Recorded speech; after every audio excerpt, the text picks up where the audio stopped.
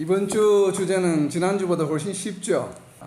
너무나 잘 알고 있는 내용이다 보니까 우리가 조금 편향돼서 이해하는, 그러니까 우리 입장에서, 하나님의 입장이 아닌 성도들의 입장에서 무소부재와 그 다음에 전지와 전능에 대해서 이해를 하는 경향들이 좀 있습니다. 그래서 보면 오늘은 이제 좀 포커스를 맞추고자 하는 것이 무소부재와 전지와 전능에 대한 그 하나님의 속성을 좀 더 올바르게 이해를 하고, 그것을 우리가 성도의 삶에 어떻게 좀 적용할 것인가에 좀 포인트를 맞추어서 은혜를 좀 나누어 보려고 합니다. 그래서 먼저 무소부재에 대한 정의는 크게 5가지 요소가 있습니다. 그래서 이 5가지 요소는 우리가 좀 외워두는 게 좋습니다. 그러니까 하나님께서 첫 번째는 이 무소부재의 속성의 첫 번째 요소는 무엇이냐 하면, 하나님이 어떤 그 물질적인, 그러니까 육체적인 형상을 가지고 계시다면 무소부재한 속성을 발휘할 수 없으시겠죠. 그래서 첫 번째 요소는 하나님이 무소부재하시기 위해서는, 이것을 다르게 표현하면 하나님은 어떠한 그런 형체를 가지고 계시지 않는다는 것이에요. 그래서 영어로는 no dimension, dimension이 없으시다. 그러니까 형체가 없기 때문에 어떤 물질적인 어떤 요소를 가지고 계시지 않기 때문에 무소부재가 가능하신 것이죠. 그러니까 육신이 있다고 한다면 이제 무소부재하실 수 없기 때문에, 첫 번째 이 무소부재의 정의의 속성의 첫 번째 요소는 무엇인가 하면, 하나님께서 어떤 크기나 형체를 가지고 계시지 않는다고 하는 것. 그러니까 이것을 우리가 하나님을 정확하게 좀 이해를 하는 것이 필요하고요. 두 번째는 무엇인가 하면 동시에 존재하신다는 겁니다. 그죠? 여기저기에 어떤 특정한 곳에 계시다가 그 다음에 다른 곳에 계시는 것이 아니고 모든 곳에 동시에, 그러니까 at the same time, 동시에 계신다고 하는 것이 두 번째 개념이에요. 그리고 세 번째 개념은 everywhere, 모든 곳에 계신다는 것이에요. 어떤 곳에는 계시고 어떤 곳에는 계시지 않는 것이 아니라 모든 곳에 계신다고 하는 것이 세 번째 속성이고, 그리고 네 번째 속성은 저희가 좀 잘 인지하지 못하고 있는 속성인데, 네 번째 속성은 무엇인가 하면 always, 항상 계시다고 하는 것이에요. 이게 항상 계시다고 하는 것과 모든 곳에 계시다고 하는 것은 조금 개념이 다른 개념입니다. 첫 번째는 뭐였습니까? 형체를 가지고 계시지 않는 것. 그리고 두 번째는 동시에 at the same time. 세 번째는 모든 곳에. 네 번째는 항상 계시다고 하는 것, always. 그리고 다섯 번째는 우리가 잘 모르는 속성이에요. 많은 성도들이. 다섯 번째 속성은 무엇인가 하면, 하나님께서 이렇게 동시에 모든 곳에 항상 계시는데 그냥 가만히 계시는 것이 아니에요. 하나님 계시다고 하는 의미는, 무소부재하다고 하는 의미의 다섯 번째 속성은 무엇인가 하면 무언가를 행하신다는 것이에요. 그러니까 우리가 그것을 다르게 표현하면 사역하신다, 역사하신다. 행하시는데 또 행하시는 것의 특징은 무엇인가 하면 동일하게 행하지 않으셔요. 하나님은 모든 곳에 계시는데 동일하게 행하지 않으셔요. 지금 이 순간에도 저희와 함께 계시고, 한국에도 계시고, 미국에도 계시고, 각자의 집에 다 계시지만, 각자의 계신 그 곳에서 하나님께서는 동일하게 행위하시지 않는다 이 말이에요. 그 상황에 맞게끔 하나님은 어떻게 역사하셔요? 다 다르게 행하신다고 하는 것이 바로 무소부재의 어떻게 보면 가장 중요한 속성 중에 하나입니다. 그러니까 differently act 한다는 것이에요. 그러니까 형체를 가지고 계시지 않으면서 동시에 모든 곳에 항상 계시는데 무엇을 하시냐면 모두가 다 다르게 행하신다고 하는 것이 무소부재의 이 5가지 중요한 요소 중에 하나입니다. 우선 이렇게 5가지 요소를 좀 기억을 해 두시고, 그리고 이 무소부재의 속성은 아버지 하나님뿐만 아니라 성자 하나님과 성령 하나님, 삼위일체 모든 하나님이 공통적으로 가지고 계시는 속성이고, 그리고 우리가 방금 알아본 것처럼 모든 곳에 계시는데 하나님께서 지금 여기에 계시는 것과 다른 데 계시는 것이 하나님 속성의 일부만 여기에 있고 또 일부는 다른 데 계시고 그러지 않고, 하나님이 항상 모든 곳에 계시면서 어떻게 계셔요? 온전한 하나님의 모든 속성이 모든 곳에 동시에 존재한다는 것이에요. 이것을 우리는 이제 무소부재의 온전함이다라고 이야기를 합니다. 그러니까 하나님의 일부가 여기저기에 나누어져서 흩어져 있는 것이 아니라 온전하신 하나님이 모든 곳에 계신다는 의미예요.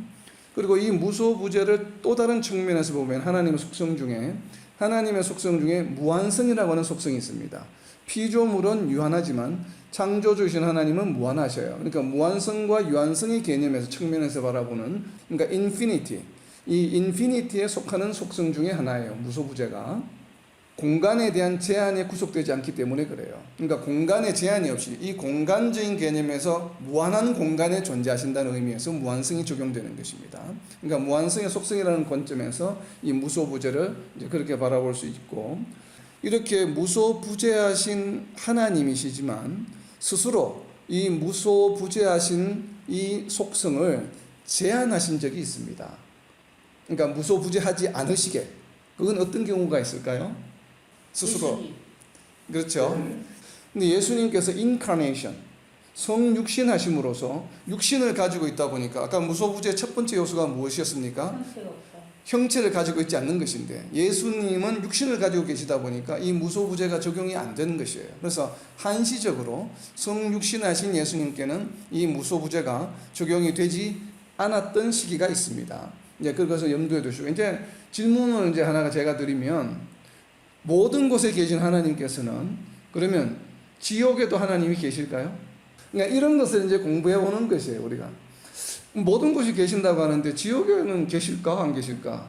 궁금할 때는 어디를 보면 됩니까? 성경을 찾아보면 됩니다. 예. 누가복음 16장 23절에 보면 그가 음부에서 고통 중에 눈을 들어 멀리 아브라함과 그의 품에 있는 나사로를 보고 불러 이르되 아버지 아브라함이여 나를 긍휼히 여기사 나사로를 보내어 그 손가락 끝에 물을 찍어 내 혀를 서늘하게 하소서. 내가 이 불꽃 가운데서 괴로워하나이다. 지금 부자가 어디에 있습니까? 음부에 있죠. 우리는 음부가 뭐 지옥인지 아닌지는 정확하게 단정적으로 말할 수 없지만, 여기서 지금 부자 라사로가 누구를 부릅니까? 아버지 아브라함이여 이를 부른다는 것이죠. 그래서 아버지 아브라함은 우리는 추정하건대 예수님, 그러니까 하나님으로 생각합니다. 그래서 역시 지옥에도 하나님은 계십니다. 왜냐하면 지옥이라고 해서 하나님의 영역 통치 밖이 아니고 통치권 안에 있는 곳이기 때문에 지옥에도 여전히 하나님은 계신다라고 하는 것이 맞겠죠. 그리고 우리가 무소부재를 공부하는 또 다른 중요한 이유 중에 하나는 바로 완전성입니다. perfection. 하나님은 퍼펙트한 존재이시기 때문에 이 무소부재는 완전성에 속하는 속성 중에 하나입니다. 무소부재의 정의 중에 네 번째 있었죠. always. always는 어떤 의미일까요? 항상 계시다고 하는 의미는? 과거, 현재, 미래. 항상 계시다고 하는 것은 어제도 계셨고 지금 오늘도 계시고 다가올 내일에도 계신다고 하는 것이에요.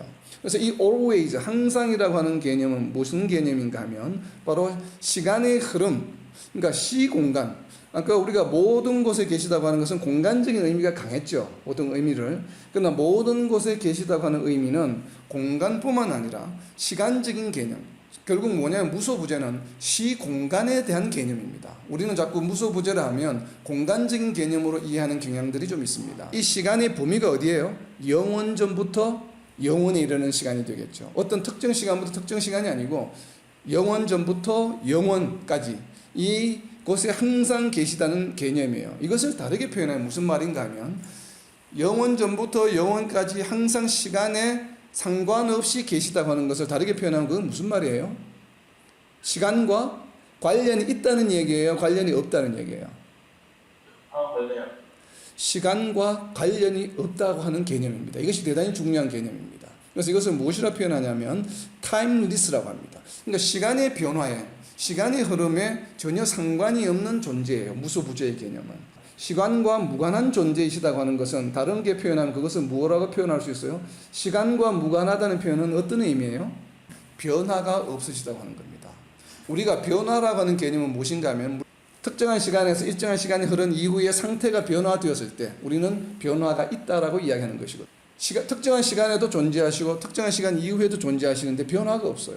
시간 타임리스하기 때문에 이 시간의 변화라고 하는 것을 차이를 구하게 되면 시간차가 항상 제로가 되는 것이에요. 시간이 항상 시간차가 제로가 되는 컨셉이에요. 그러다 보니까 하나님은 불변하신 존재예요. 변화가 없으시다는 것이요. 이 불변하시다고 하는 속성은 다르게 표현하면 무엇입니까? 하나님이 신실하시다고 하는 겁니다. faithful. 하나님이 한번 결정하신 것, 하나님은 변함이 없으시다고 하는 표현을 우리가 많이 쓰잖아요. 하나님께서는 변함이 없으시다고 쓰는 이 표현이 바로 무엇인가, 무엇에 근거한 것인가 하면 무소부재에 근거한 개념입니다. 하나님이 신실하시다고 하는 것은 바로 무소부재에서 나오는 속성이에요. 그래서 하나님은 신실하시다. 왜냐하면 타임리스하시기 때문에, 시간과 무관한 존재이시기 때문에 변화가 없으신 존재라는 개념이에요.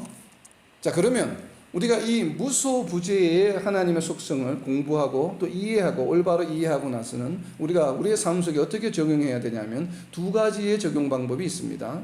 적용을 가장 잘 나타내는 것이 시편 139편 7절입니다. 이 구절을 한번 찾아보겠습니다. 내가 주의 영을 떠나 어디로 가며 주의 앞에서 어디로 피하리까?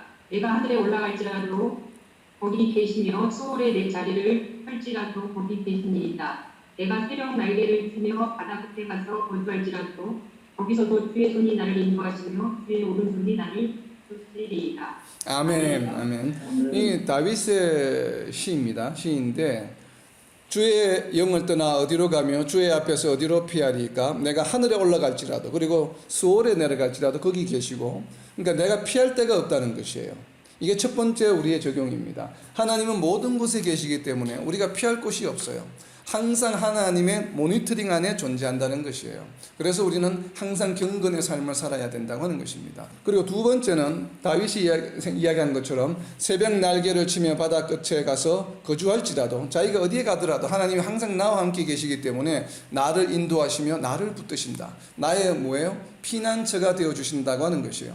그래서 우리가 무소부재의 속성을, 하나님의 속성을 공부하는 이유는 두 가지입니다. 항상 우리를 보고 계시기 때문에 우리가 경건한 삶을 살아가야 된다고 하는 것과, 그리고 내가 어렵고 힘든 상황에 처할지라도 항상 나와 함께 하시기 때문에 나의 피할 피난처가 되어주시고 나를 구원해 주시고 지켜주신다고 하는 보호의 하나님이라고 하시는 것이에요. 그러니까 우리가 이 두 가지 속성을 잘 기억해야 됩니다. 자, 두 번째, 전지 omniscient God라고 이야기하고 omniscience라고 이야기를 하는데, 이 전지에는 세 가지 요소가 있습니다. 전지하시다라고 하는 것의 세 가지 요소 중에 첫 번째는 무엇인가 하면 실제 일어나고 있는 일들과 그리고 일어날 가능성이 있는 모든 것이 대상이 됩니다. 그러니까 하나님께서 모든 것을 아신다고 하는 것은 실제 일어나고 있는 일과 그리고 가능성이 있는 모든 것을 아신다고 하는 것이 첫 번째요. 근데 아시는 것 중에 두 번째 속성은 무엇인가 하면 하나님께서 아무런 노력을 하지 않아도 아신다는 것이에요. 하나님께서 특별히 알기 위해서 뭔가를 조사를 하시고 인베스티게이션 하시고 뭔가를 이해해서 아는 것이 아니라 그냥 아시는 것이에요. 처음부터 그냥 아신다고 하는 것이 이 전지의 두 번째 속성이고, 그리고 세 번째 속성은 무엇인가 하면 모든 것을 일부만 아시는 것이 아니에요. 완전히 알고 계시는 것이에요. 그러니까 우리가 무언가를 하면 하나님께서 우리 요거는 아시고 요거는 모르시겠지 이렇게 생각하는 경향들이 있는데, 그것이 아니고 하나님께서는 모든 것을 아십니다. 그것을 잘 나타내는 성경 구절이 있죠. 바로 예레미야서 32장 19절 말씀입니다. 구약성경 1104페이지에 보면 예레미야서 32장 19절 말씀에 보면 주는 책략에 크시며 하시는 일에 능하시며 인류의 모든 길을 주목하시며 그의 길과 그의 행위의 열매대로 보응하시나이다. 바로 이러신 분이에요. 모든 것을 아시는 것이, 일부만 아시는 하나님이 아니에요. 이것이 바로 전지의 세 가지 요소입니다. 전지의 세 가지 요소가 뭐라고요? 첫 번째, 일어나고 있는 일과 일어날 가능성이 있는 일, 그리고 어떠한 노력을 하지 않으셔도 모든 것을 완전히 알고 계신다고 하는 것이 바로 전지의 개념입니다. 세 가지 요소 중에 세 가지 요소. 그리고 이 전지도 역시나 삼위일체 하나님께 속한 것이고, 이 전지도 역시 하나님께서 제안하신 적이 있는데 언제입니까? 제안하신 적이 예수님이 성육신 하셨을 때 공생의 사역을 할 때 이것이 제안되었습니다. 이것을 알 수 있는 것이 어딘가 하면 요한복음 14장 10절 말씀입니다. 요한복음 14장 10절 말씀에 보면 내가 아버지 안에 거하고 아버지는 내 안에 계신 것을 내가 믿지 아니하느냐? 내가 너희에게 이르는 말은 스스로 하는 것이 아니라 아버지께서 내 안에 계셔서 그의 일을 하시는 것이라. 이렇게 말씀하셨어요. 예수님도 하나님이신데 공생의 기간 동에 하신 모든 말씀을 본인이 하신 것이 아니에요. 모든 것을 다 아시는 예수님이시지만 누구의 말씀을 하셨다고요? 아버지의 말씀을. 아버지 하나님께서 시키신 대로 해주시는 말씀을 하셨다라고 하는 것. 이것이 어떤 의미인가 하면 교회 지도자들뿐만 아니라 모든 성도들이 지난주에 베드로후서 말씀에 있었죠. 모든 것을 어떤 질문이 있을 때, 의심이 있을 때 항상 그것에 대해서 답을 할 수 있는 준비가 되어 있어야 된다고 이야기했죠. 그 답을 할 수 있는 준비가 되는 것이 내 생각이나 내 신앙의 경험이나 어떠한 지식이나 상식을 가지고 답을 해서는 안 됩니다. 그럼 우리는 어떻게 답을 해야 될까요? 하나님의 말씀을 가지고 모든 것을 답을 해야 돼요. 예수님께서 하신 것처럼 이것이 바로 전지하신 하나님을 공부하는 이유 중에 하나입니다. 전지하신 분이 하신 말씀을 우리는 그것을 이해를 해서 전해야지, 그것을 이해해서 전하는 것이 아니라 내 생각을 더하고 내 기준으로 내 경험을 가지고 하나님의 말씀을 전해서는 안 된다고 하는 것이에요. 우리가 전지를 공부하는 이유 중에 중요한 이유 중에 하나입니다. 그래서 바로 이러한 것이 있고, 그리고 이 전지의 속성은 하나님 속성 중에 또 어떤 것이 있냐면 영원성이라고 하는 하나님의 속성이 있습니다. perpetuality라고 이야기하는데, 하나님은 영원하신 분이시잖아요. 피조물은 영원하지 않지만, 그러나 이 전지와 무소부재라고 하는 이 두 가지 속성은 하나님의 영원성에 속하는 속성 중에 하나입니다. 바로 직접적인 연관이 있는, 하나님이 영원하시다고 하는 것과 전지는, 그러니까 전지 영원하시는 것과 어떤 관계가 있냐면 하나님은 아시는데 무엇을 아세요? 과거에 있었던 일과 앞으로 다가올 일과, 그러니까 영원 전부터 영원까지 일어나는 모든 일을 전부를 알고 계신다는 개념이에요. 그래서 영원한 것을 아시고 계신다. 우리는 통상적으로 그냥 지금 내 주변에 일어나는 거, 이 시대의 일을 많이 아신다라고 생각하시는데, 그냥 굉장히 지혜가 높으신 분이라는 개념으로만 좀 두리뭉실하게 우리가 알고 있는데, 하나님이 모든 것을 아신다고 하는 것은 영원 전부터 앞으로 올 영원까지 모든 일을 다 알고 계시다고 하는 바로 이 영원성과 좀 연관이 있습니다. 그리고 하나님의 또 속성 중에 영원성 말고 무엇이냐면 완전성이라고 하는 게 있습니다. perfection. 하나님은 완전하시다는 속성과 이 전지의 속성이 또 연관관계가 있습니다. 하나님은 완전하신 분이기 때문에 뭐예요? 영원 전부터 영원까지를 다 아시는 것이에요. 이 영원 전부터 영원까지 일부만 아신다고 한다면 완전하신 게 아니죠. 일부만 아시는 것이기 때문에. 그래서 이 전지하다라고 하는 속성은 바로 어디에서 기인하는가 하면 하나님의 완전성에 기인하는 속성이기도 합니다. 자, 지금까지는 우리가 하나님의 전지에 대해서 일반적으로 많이 성도들이 이해하고 알 수 있는 내용인데, 지금부터 말씀드릴 내용은 이 전지를 공부하는 하나님의 속성, 전지를 이해하는 어떻게 보면 가장 중요한 속성 중에 하나입니다. 그런데 가장 중요한 속성 중에 하나임에도 불구하고 많은 성도들이 이것을 이해하지 못하는 경우가 너무나도 많아요. 이 속성을 한번 찾아보겠습니다. 디도서 2장 15절 말씀. 너는 이것을 말하고 권면하며 모든 권위로 책망하여 누구에게서든지 업신여김을 받지 말라. 자, 아멘. 이 말씀에 하나님의 전지와 연관 있는 단어가 있습니다. 어떤 단어일까요? 마태복음 7장 29절에도 있고 누가복음 4장 32절에도 동일한 말씀이 있습니다. 마가복음 1장 22절에 보면 그가 가르치시는 것이 권위 있는 자와 같고 서기관들과 같이 아니하밀러라. 아멘. 무사람이 그의 교훈에 놀랐어요. 사람들이 예수님이 하신 말씀을 보고 놀랐습니다. 이는 그가 가르치시는 것이 뭐가 있다고요? 권위 있는 자와 같고 서기관들과 같이 아니하밀러라. 권위가 어디에서 나옵니까? 예수님이 가르치시는 내용으로 인해서 나오는 것이죠. 아멘. 예수님의 신분이 하나님이기 때문에 나오는 권위가 아니죠, 여기서는. 왜냐하면 이 사람들은 하나님으로 지금 여기고 있지 않기 때문에. 그런데 듣는 사람들이 들어보니까 그 내용이 뭐예요? 너무나 해박해요. 너무나 잘 알고 계셔요, 하시는 말씀이. 그래서 듣는 사람들로 하여금 말씀하시는 분의 권위를 어떻게 했어요? 느끼게 만들었습니다.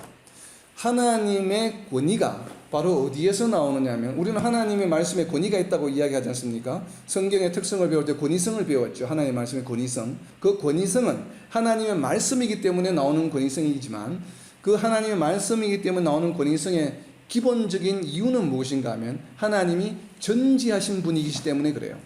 영원 전부터 영원까지 모든 것을 알고 계시는 분이 하시는 말씀이기 때문에 그 말씀에 무엇이 있다고요? 권위가 있는 것이에요. 그것을 지금 예수님의 설교를 들은 사람들이 느낀 것이에요. 예수님 하시는 말씀을 듣고는 권위가 있구나, 저분이 하시는 말씀은. 그러니까 서기관들은 이미 유대인 사회에서 굉장히 높은 직위에 있는 사람들이죠. 그러니까 그 사람들이 하는 말보다도 그냥 목수로 계신 평범한 갈릴리의 목수가 와서 이렇게 이야기하시는데 그 말씀이 더 권위로 느껴졌다 이 말이에요. 왜냐하면 그 말씀이 더 진실이 있고 또 그 말씀이 지혜가 놀랐기 때문에 그런 것이에요. 그래서 우리는 이것을 정말 잘 이해를 해야 됩니다. 교회, 특히나 교회 지도자들이나 목회자들, 그리고 이제 장로가 되신 분들이나 권사가 되신 분들이 교회 공동체 안에서 스스로 자신의 권위를 세우려고 할 때가 있습니다. 자기도 모르게. 그러나 이러한 권위는 우리가 가지고 있는 직분이나 신분에서 나오는 것이 아니에요. 우리 교회 공동체도 보면 사회적으로 권력이 있으신 분, 또 경제적으로 성공하신 분들, 그런 어떤 사회적인 신분이나 사회적인 성취로 인해서 사람의 권위가 나타나는 것이 아니에요.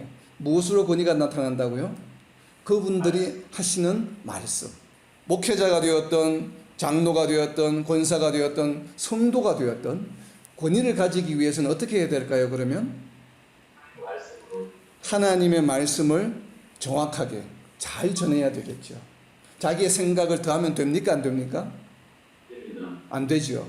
자기 예수님처럼 자기 생각을 더하지 않고 하나님의 말씀이 전지하신 하나님의 말씀이기 때문에 전지하신 하나님의 말씀에 전지하지 못한 나의 생각을 더하면 그것은 사족이죠.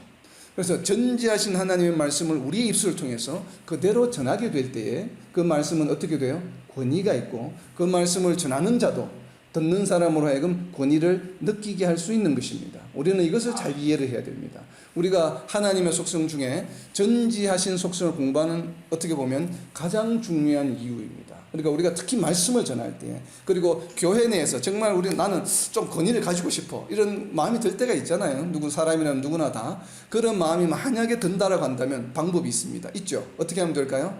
성경 말씀을 열심히 잘 묵상해서 그 말씀을 그대로 그 원래의 의도대로 하나님의 뜻을 잘 전달하게 되면 자신도 모르게 어떻게 돼요? 권위가 생기게 되겠죠.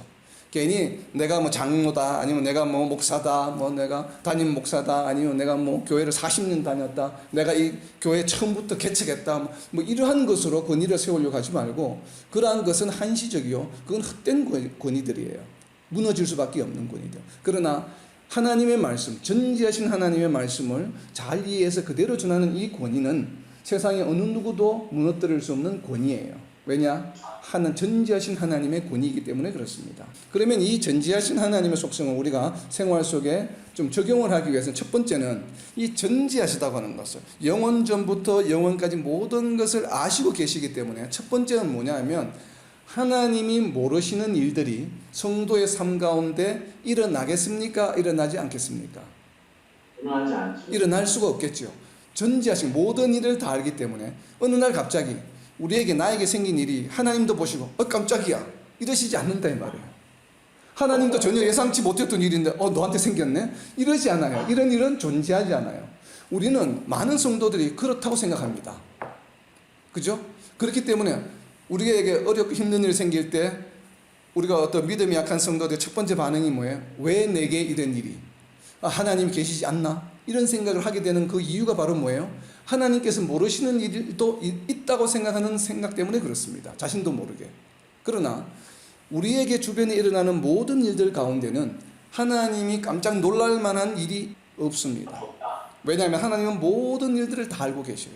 그러니까 우리 상황 가운데, 생활 가운데 일어나는 모든 일들은 성도로 하여금 하나님을 떠나게 하는 일이나 하나님을 놀라게 하는 일은 성도의 삶에 결코 일어나지 않는다라고 하는 것이에요. 나는 놀랄 수 있지만 하나님이 놀랄 수 있는 일은 아니에요. 하나님은 이미 다 알고 계시는 일이에요. 그렇기 때문에 우리는 그것을 반대로 생각하면 뭐예요? 하나님께서 우리를 무소부지할 때 뭐 하신다고요? 우리의 피난처가 되어주시고 우리를 보호하시는 하나님이 항상 우리와 함께 하시고 어디에 있든지 같이 하시고 모든 것을 아시는 분이기 때문에 최소한 하나님께서 선택하시고 성도로 백성으로 삼아준 내가 하나님을 떠날 정도의 일이 우리 인생을 통해서 일어나게는 하지 않으신다고 하는 것이에요. 물론 세상적으로 내가 어려움을 겪고 힘든 일을 겪을 수가 있습니다. 그러나 그 또한 하나님이 아시는 일이기 때문에 우리는 확신을 가져야 됩니다. 이 일을 통해서 내가 하나님을 떠나게 하시려고 하시는 일은 아니야. 비록 내가 견디기 힘든 일이지만, 그렇지만 이 일을 통해서 하나님께서 분명히 나에게 원하시는 것이 있을 거야 라고 하는 생각을 가질 수 있다는 것이에요. 이 전지하신 하나님의 속성을 우리가 이해한다면, 그러니까 하나님께서는 모든 일을 아신다고 하는 것. 그리고 두 번째는 하나님께서는 모든 것을 아시는 하나님이시기 때문에 성도들에게 필요한 그런 어렵고 힘든 일이 생길 때 반드시 느닷없이 갑자기 그 일이 우리에게 생기도록 하지 않으십니다. 무엇을 하냐면 항상 경고의 메시지를 보냅니다. 항상 경고의 메시지를 우리에게 보내는데 우리가 그것을 캐치하지 못해요. 때로는 캐치하지 못하다 보니까 막상 그 일이 터졌을 때 우리가 당황하고 힘들어하는 경우가 생깁니다. 그러나 그러한 시그널을 분명히 하나님께서 항상 미리 보내십니다. 많은 시그널들을. 우리가 애굽 땅에서 애굽 출애굽할 때도 보면 아시죠? 하나님께서 처음부터 장자를 없앴으면 됐죠. 10가지 재앙 중에. 그런데 어떻게 하셨어요? 9번이나 예고를 하셨습니다. 네. 이런 것처럼 우리의 삶을 통해서 하나님께서는 모든 것을 아시고 계시기 때문에 항상 우리의 시그널을 보내는데 우리는 그 시그널에 민감해야 됩니다. 때로는 우리가 감기가 들어 몸살이 들어 아니면 뭐 어떤 병이 들어서 병원에 입원하잖아요. 그것도 경고입니다. 시그널. 아, 하나님께서 병을 통해서 내가 지금 내 삶이 변화되기를 원하시는구나. 뭔가가 나를 지금 병들게 하는 요소들이 아니면 이대로 계속 가다 보면 더 심하게 될 수 있겠구나 하는 것에 대한 경고의 메시지로 우리는 이해를 해야 됩니다. 왜요? 무엇 때문에? 전지하신 하나님이시기 때문에. 앞으로 일어날 일을 미리 뭐예요? 알고 계시기 때문에. 모든 것을 알고 계시는 하나님이시기 때문에 지금 이 순간에 우리에게 경고하시는 것이에요. 그러니까 우리는 이러한 경고의 메시지에 항상 민감해야 됩니다. 민감하려면 어떻게 해야 될까요?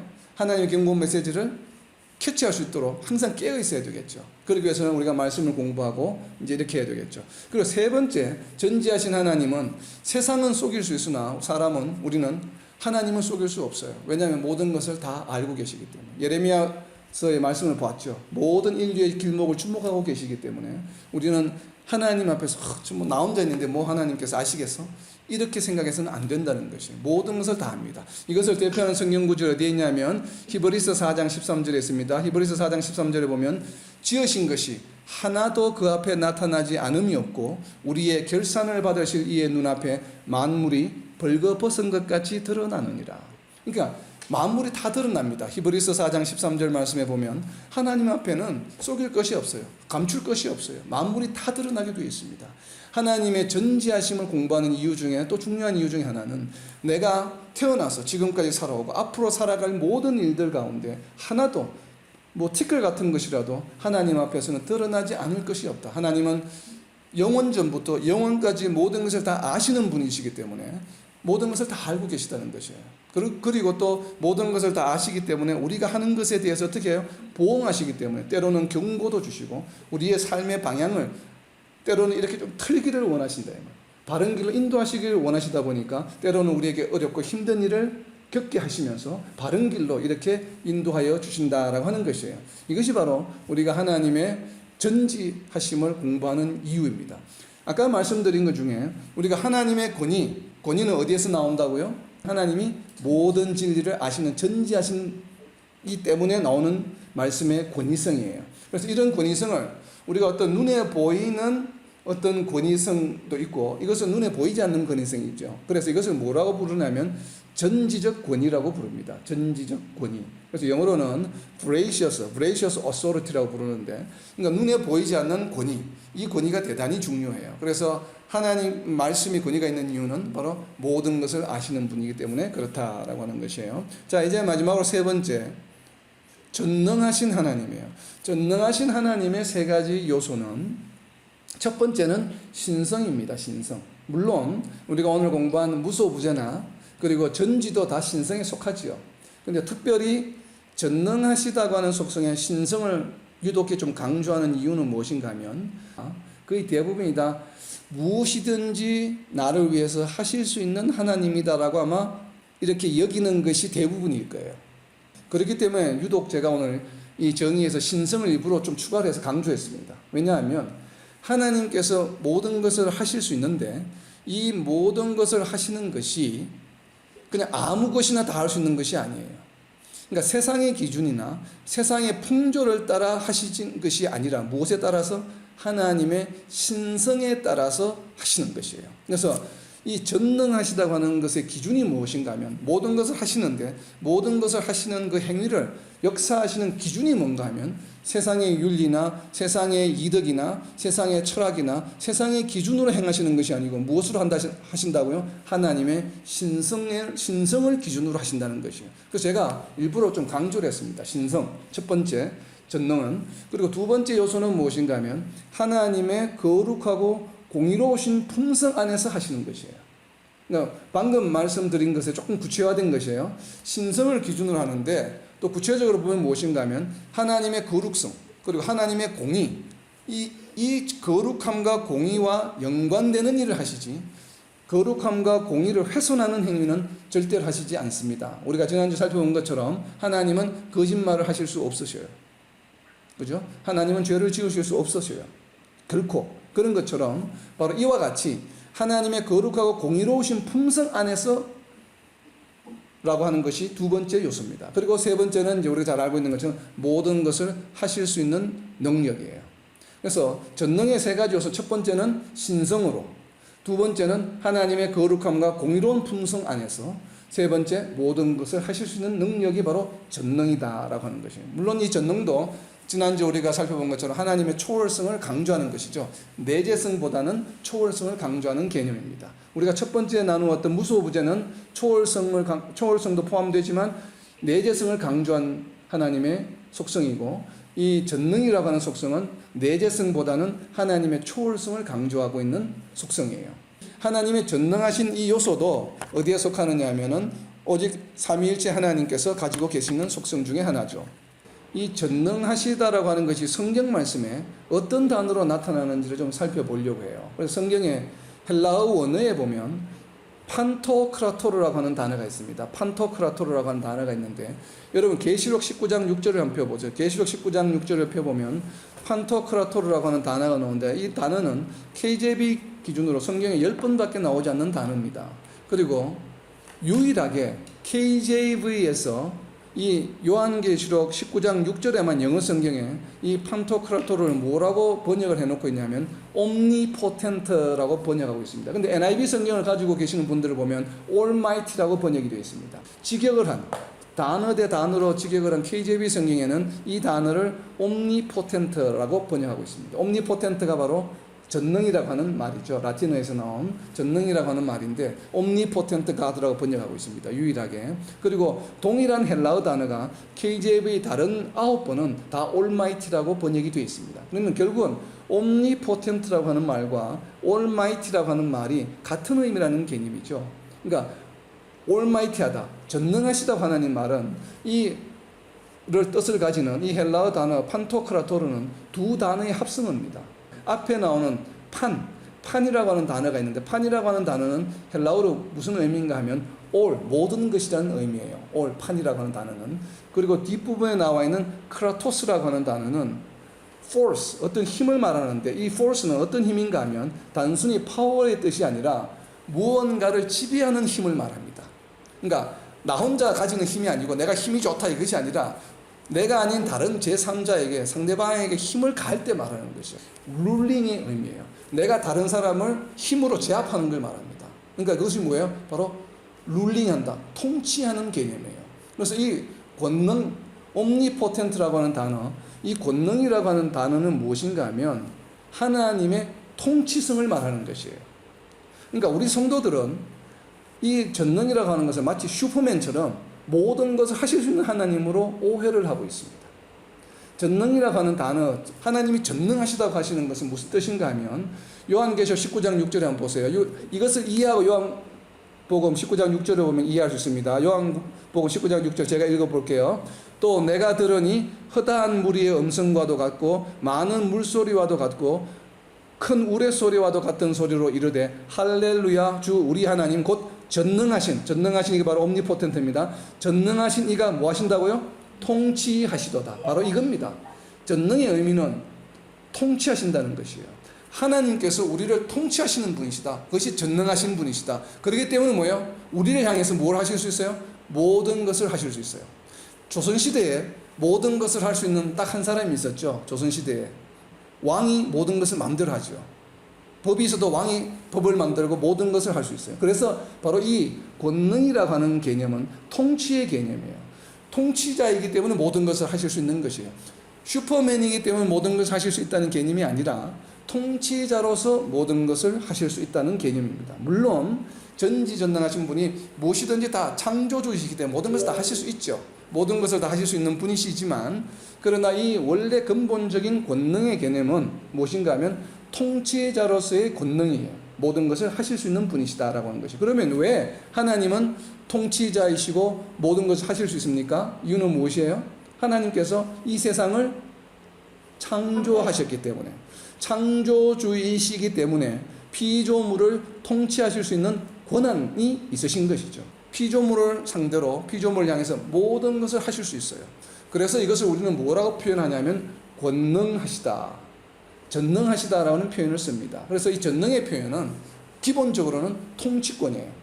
물론 하나님은 모든 것을 다 하실 수 있는 분이시지만, 그래서 이 말씀을 예수님께서는 어떻게 표현하셨냐면 마태복음 19장 26절에 이렇게 표현하십니다. 예수께서 그들을 보시며 이르시되 사람으로는 할 수 없으나 하나님으로서는 다 하실 수 있느니라. 자, 사람은 무엇이에요? 피조물. 하나님은 창조주. 그러니까 사람은 할 수 없지만 하나님으로서는 다 하실 수 있느니라. 이것은 다르게 표현하면 무슨 말씀이에요? 창조주로서는 다 하실 수 있느니라. 그러니까 통치권이 있다고 하는 말씀이에요. 우리가 이것을 잘 이해를 해야 됩니다. 하나님이 전능하시다고 하는 표현은 나를 위해서 모든 것을 다 해주실 거야. 물론 기본적으로 그 개념이 맞죠. 맞지만 한 발 더 나아가서 거기에는 무엇이 더해져야 되냐면 나를 위해서 모든 것을 다 하실 수 있는 분이시지만 더불어서 하나님은 나에 대한 누구시라고요? 통치자이시다라고 하는 것을 우리는 잊지 말아야 합니다. 그러니까 우리가 이것을 하나님의 전능을 공부하는 어떻게 보면 가장 중요한 이유 중에 하나입니다. 그래서 우리가 빌립보서 4장 13절 말씀, 아주 유명한 말씀이죠. 빌립보서 4장 13절 말씀, 내게 능력 주시는 자 안에서 내가 모든 것을 할 수 있느니라. 이 말씀은 하나님께서 내가 필요할 때 기도하시면 들어주시고 모든 것을 할 수 있다는 의미가 아니죠. 이 말씀은 무슨 말씀이에요? 바로 12절에 있는 말씀처럼 배부름과 배고픔과 풍부와 궁핍에도 처할 수 있다는 얘기예요. 이것은 무엇과 연관이 있는 말씀이에요? 바울 사도가 복음을 전할 때 겪는 여러 가지 어려움, 배고플 때도 아니면 또 부유할 때도 나는 어떠한 경우에도 처해 있습니다. 어떠한 환경 가운데서도 하나님의 복음을 나는 전할 수 있는 능력이 생긴다라고 하는 것이에요. 그것이 누구와 함께 있을 때?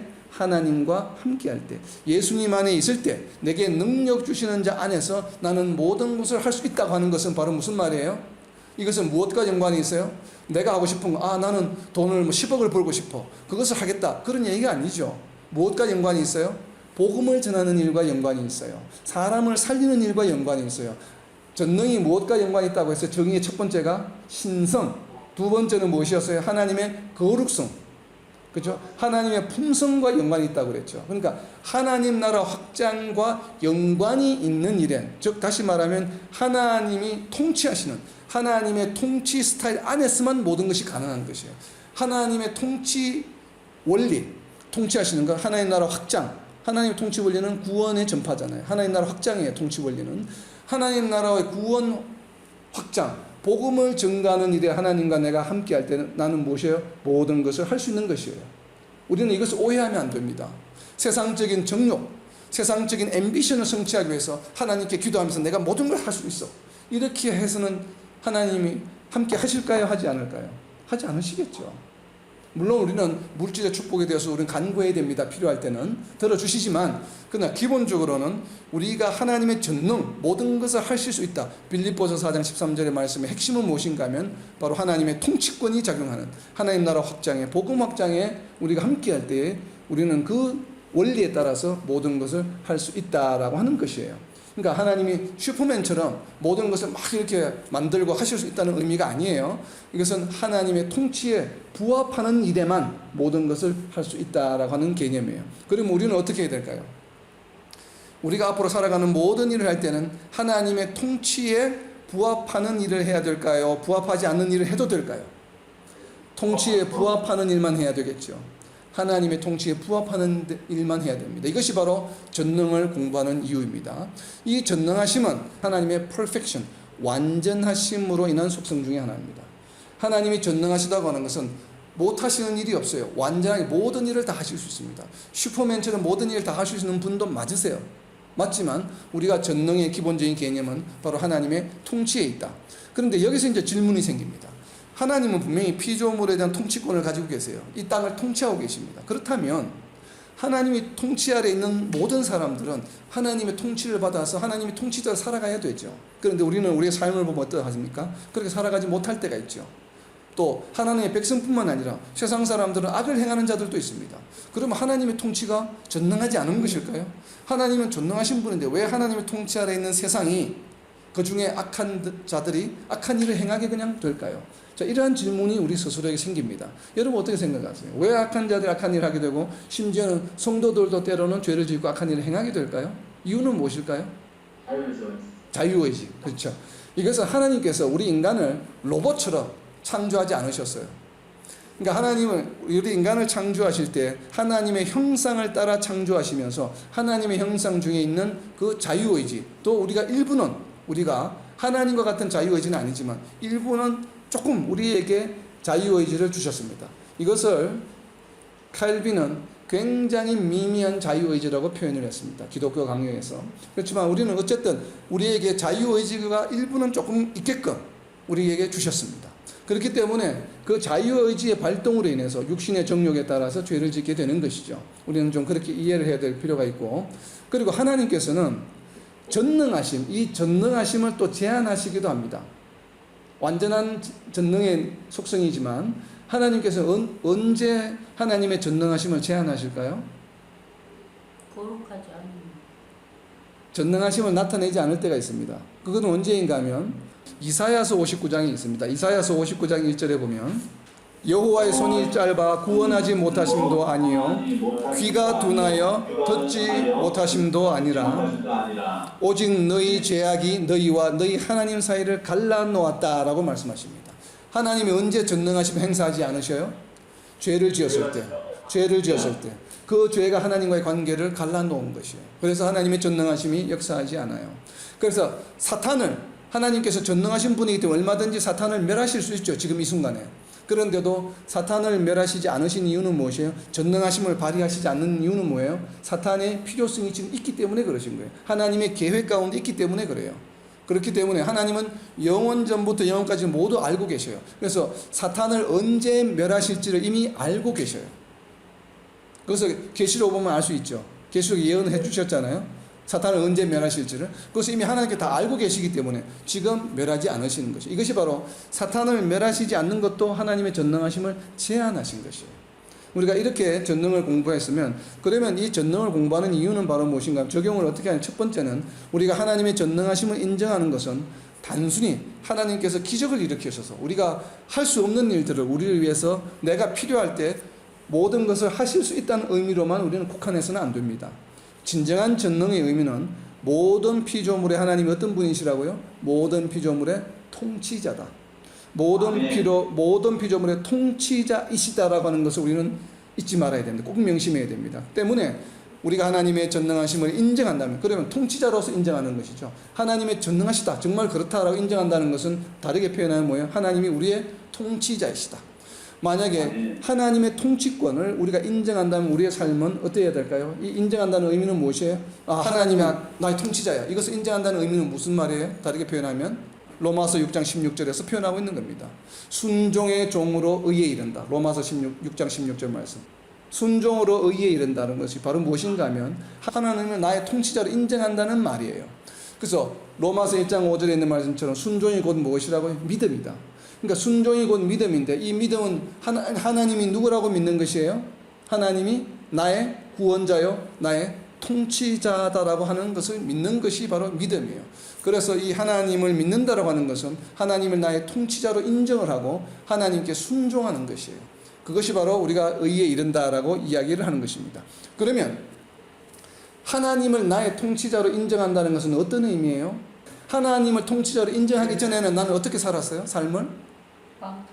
세상의 기준대로, 세상 방식대로 살았죠. 열심히 일하고 또 뭐 돈을 벌려고 하고 권력을 얻으려고 하고 세상의 방식대로, 세상의 풍조대로 살았어요. 근데 이제는 나는 하나님을 믿음으로, 하나님을 나의 통치자로, 구원자로 인정하는 이 순간부터 무엇이에요? 나는 이제는 세상의 풍조를 따르지 않고 누구의 통치를 받아요? 하나님의 통치를 받는 삶으로 살아가는 것을 로마서 12장 2절에서 말씀하고 있는 것입니다.